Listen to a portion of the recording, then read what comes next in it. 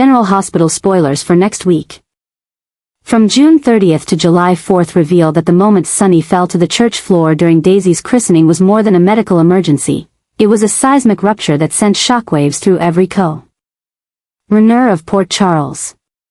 It shattered the illusion of security the Corinthos family had so carefully maintained, leaving chaos in its wake.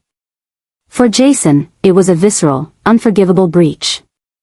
For Diane, it was a legal and political catastrophe waiting to unfold. In the days that followed, as doctors struggled to determine whether Sunny's collapse was the result of poisoning, neurological trauma, or a surgically executed act of sabotage, Diane and Jason were forced into a grim alliance, one not merely of loyalty, but of survival. Together, they began constructing a new form of control. A contingency plan born not from strategy but from necessity. Because the world as they knew it had changed, and there would be no going back. Diane, brilliant and calculating as ever, understood immediately what was at stake. This wasn't about public relations spin or suppressing a police report. This was about the legacy of a man whose power once felt absolute, now undermined by forces too bold to remain in the shadows. The attack at the christening wasn't just a crime, it was a declaration of war. And Diane knew that Jason, haunted by the image of Sunny motionless on the marble floor, wasn't thinking like a strategist, he was thinking like a soldier. That made him dangerous. That made him unpredictable.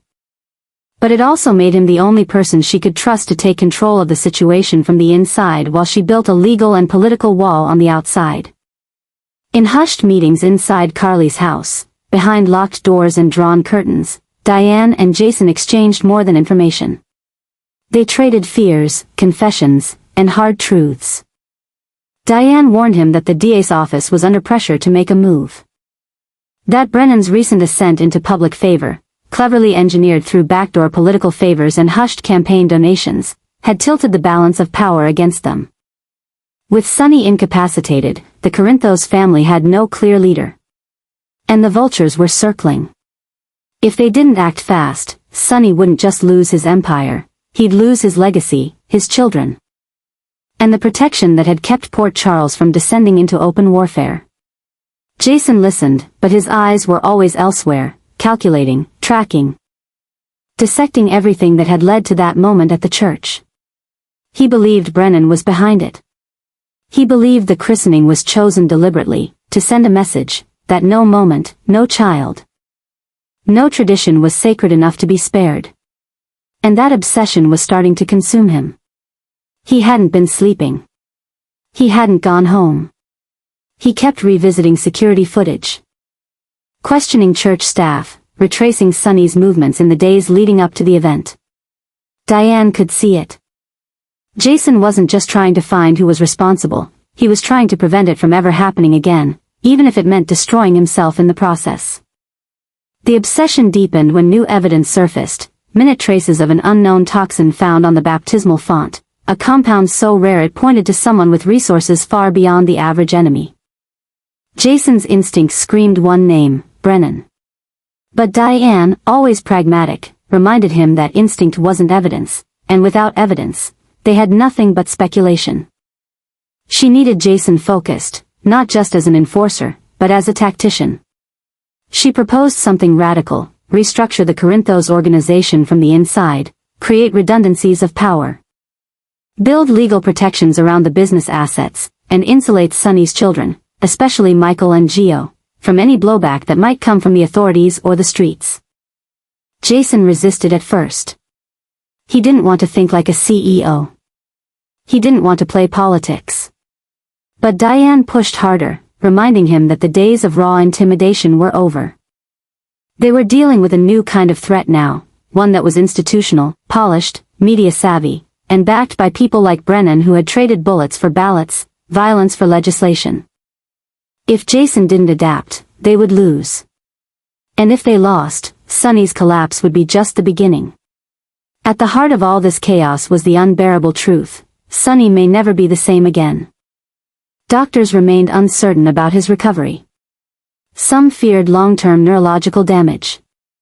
Others whispered the word incurable. Carly refused to leave his side. Michael grew more cold, more distant. Increasingly angry about the vulnerability that had been exposed. And Sasha, traumatized by the moment, couldn't even hold Daisy without trembling. The family was fractured. And in that fracture, Jason saw the emergence of something far more dangerous than Brennan, despair. Because without Sonny, without a singular figure to rally around, the Corinthos legacy was vulnerable to implosion from within. So Diane made a proposition. She and Jason would divide the war. She would handle the courts, the DA's office, the press. She would dig into financial records, plant stories, manipulate the optics. And Jason, he would go underground. Not just to hunt Brennan, but to eliminate the rot that had already infected their world. Every mole, every whisperer, every false ally pretending to mourn Sonny while secretly calculating their rise, Jason would root them out. Quietly. Completely. Permanently. But Diane gave him one final warning, do it quickly. Because time was no longer their ally. The longer Sonny lay in that hospital bed, the louder Brennan's narrative became. And soon, even Sonny's allies might begin to doubt. Might begin to turn. And if that happened, there wouldn't be anything left to fight for. The shock of Sonny's collapse had morphed into something far more complex than grief. It had become a reckoning. For Jason. It meant reawakening the part of himself he had buried after returning from the dead, a part driven by instinct, vengeance, and blind loyalty. For Diane. It meant becoming more than just the legal guardian of Sonny's empire. It meant becoming a wartime general in a courtroom filled with enemies dressed as friends. And together, they were preparing for a battle that wouldn't just determine Sonny's fate, but the future of every life connected to his name. Sidwell's descent into darkness has evolved into a sprawling operation of manipulation, calculated destruction, and twisted psychological warfare. What once appeared to be scattered ripples across Port Charles, minor incidents, political whispers, low-level power plays, have now coalesced into a relentless storm. And at its epicenter stands Sidwell, a man no longer satisfied with simply influencing outcomes. Now, he wants to own them. Every thread he pulls unravels something deeper. Financial ties to city institutions, secrets buried in court files, falsified hospital records, surveillance footage intercepted and altered. These are not random acts of chaos. These are precise recalibrations of control, designed to destabilize not just Sonny but everyone tethered to him by blood, alliance, or history. Marco, once a useful tool in Sidwell's arsenal, has now become a liability, not because of betrayal, but because of awareness. He sees it clearly now. Sidwell isn't playing to win a war, he's playing to burn the entire board. Their relationship, which began in veiled cooperation and mutual gain, has become poisoned by power imbalances and the creeping realization that Marco is expendable. Every conversation is now a game of coded warnings. Every agreement layered with threats dressed as promises. Marco has heard Sidwell speak in circles before, but now those circles are tightening like a noose. And for the first time, Marco understands, this is no longer a business partnership. This is a death pact. Sidwell's new adjustments, subtle changes to old arrangements, whispered messages sent through intermediaries, unexpected visits to places long considered safe, are part of a broader transformation. He's shifting tactics. Where once he operated from the shadows, now he's inching into the light. Exposing himself deliberately to challenge the city's strongest forces. He wants to see who blinks first. He's daring Jason to act. He's provoking Carly into emotional mistakes. He's baiting Brennan to reveal his true allegiance. But it's the brewing confrontation with Marco that marks the true escalation. Because Marco knows things, dangerous things, and Sidwell has no intention of letting that knowledge walk free. The city can feel it, the tremble in the foundation, the shift in balance. Sidwell's madness is no longer private. He's expanding his reach through silent blackmail, corrupted officials, and even whispers that he's preparing a second wave of personal assaults, this time not on Sonny, but on those who remain standing in his absence. Sasha, Jason, Dante, Michael. Even Willow, no one is outside the strike zone. Sidwell is dissecting their connections, turning affection into liability, and planning scenarios where grief becomes weaponized. The most terrifying part is that Sidwell's madness is dressed in logic. There's no screaming. No emotional outbursts. Only eerie calmness and endless calculations. And Marco, once arrogant enough to believe he could outwit Sidwell, now finds himself boxed in. Sidwell has studied him, knows his weaknesses, his loyalties, his fears. And now, he's testing him, sending Marco on tasks laced with moral compromise, watching for hesitation, gauging his resistance.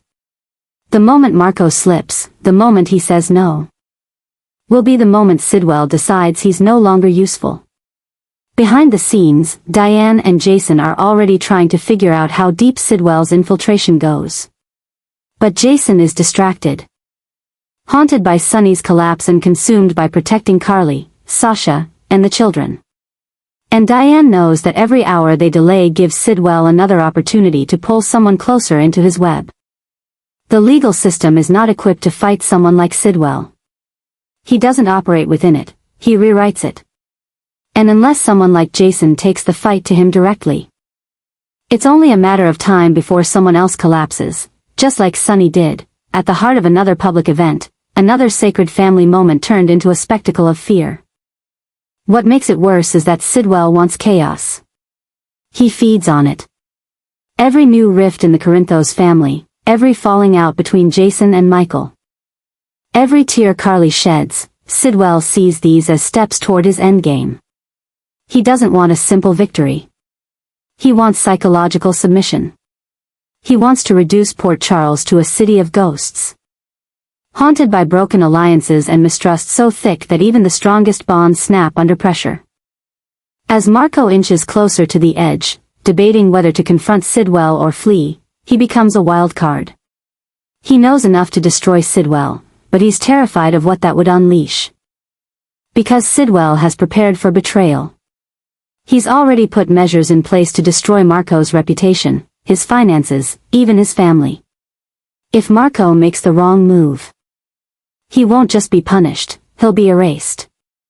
And so, the war simmers. Jason watches. Carly plans. Brennan questions his own position. Diane builds walls. Sasha grows more anxious. Michael sharpens his sense of vengeance. And Marco hesitates. All while Sidwell smiles quietly in the background, his madness expanding like smoke under a locked door, slow, silent, and suffocating. Because to him, this isn't just strategy. It's art. And Port Charles is his canvas. Gio and Emma are slipping deeper into a trap they never saw coming, one crafted with chilling precision by Vaughn, whose methods of control are evolving into something far more dangerous than either of them anticipated. What began as subtle manipulations has now grown into a web of psychological pressure, coercive loyalty, and emotional confusion, all of which are tightening around them like a vice. Vaughn's reach has extended beyond the physical. He's not just targeting their safety. He's aiming to erode their sense of independence, their trust in each other, and their ability to recognize what's real. Every move they make now feels surveilled. Every conversation potentially compromised. The illusion of freedom they once held is beginning to disintegrate, and neither Gio nor Emma can tell where Vaughn ends and Dalton begins. Dalton, working quietly in the background, has begun implementing new layers of behavioral conditioning that raise even greater concerns. His agenda, cold, clinical, and dangerously well-resourced, is no longer just about containment. It's about rewriting identity. Gio, once confident in his sense of purpose and growing relationship with Emma, is now second-guessing everything. Why is Vaughn always a step ahead? Why do his own memories sometimes feel blurred, his instincts off, his emotions fluctuating between devotion and dread? For Emma, the disorientation is even worse. She's begun to feel like her reality is being tampered with, rewritten piece by piece through fear, affection, and strategic isolation. What neither of them fully understands is that the line between Vaughn and Dalton is fading. Vaughn is not just a loyal enforcer, he's becoming a reflection of Dalton's darkest ambitions. And through Vaughn, Dalton is now testing a new form of control, one that doesn't rely on obedience through threats, but through emotional dependency and manufactured loyalty. Gio and Emma aren't prisoners in chains, they're participants in a psychological experiment where the prize is their complete submission. The danger is no longer external, it's embedded within them. As the weeks unfold, the signs of this new manipulation are becoming harder to ignore. Vaughn has started limiting their outside communication, often under the guise of protection. He frames it as care, as necessity, as love. But it's not. It's surveillance. It's indoctrination. Emma notices how her schedule is being slowly dictated. How Vaughn offers solutions before she even articulates problems, how her fears are soothed but never addressed. Gio, torn between his protective instincts and the creeping realization that he's losing control, begins to withdraw, inadvertently isolating Emma further. It's exactly what Vaughn wants: fracture them emotionally, drive a wedge of silence between them, and fill the space with dependence on him. Dalton, watching from the shadows, is pleased. This isn't just about Gio and Emma anymore. This is a prototype. If he can successfully mold them, others will follow. And Vaughn, so eager to please, so loyal to Dalton's twisted vision, is becoming the perfect instrument. He has charm, restraint, and a growing sadism wrapped in a savior complex. He's not hurting Gio and Emma, he's saving them, or so he convinces himself. But the true horror lies in how close they are to losing themselves.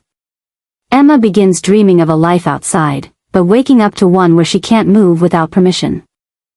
Gio starts questioning if the anger in his chest is his own or something planted. Their conversations grow more strained, their touches less familiar, their shared memories fragmented by fear. They start to sense that love, trust, even rebellion may be things Vaughn has prepared for in advance. Every plan they make, every whisper of escape, somehow falls apart before it begins. Is Vaughn listening? Or are they simply too broken to fight back? And yet, a flicker of resistance still burns. Gio, recalling fleeting images of life before Dalton's interference, begins to reawaken his old instincts. Emma, reading into Vaughn's patterns, starts documenting what she can: dates, words, routines, inconsistencies. They begin communicating silently, in glances and codes. It's dangerous. It's desperate. But it's real. And it may be their only way out. Because what Vaughn doesn't realize is that the same emotional connections he sought to exploit, Joe's loyalty, Emma's compassion, are also their strongest weapons. If they can find each other again beneath the manipulation, if they can anchor to the truth of who they are, then they might just have a chance to not only escape, but to expose everything. But time is running out. Vaughn is growing more possessive. Dalton is planning something bigger. And in the silence between their moments of fear and courage, the question grows louder. Will Gio and Emma find themselves again before they're lost forever? Because once Dalton decides the experiment is complete, there may be no reset button left. Only submission, or destruction. The wedding of Willow and Drew is drawing near, but beneath the elegant preparations and carefully constructed smiles lies a far more chaotic reality, one fueled by manipulation, power plays, and an emerging storm that no one seems fully prepared to weather. What was once seen as Willow's search for emotional security has now evolved into something far more complicated, even dangerous.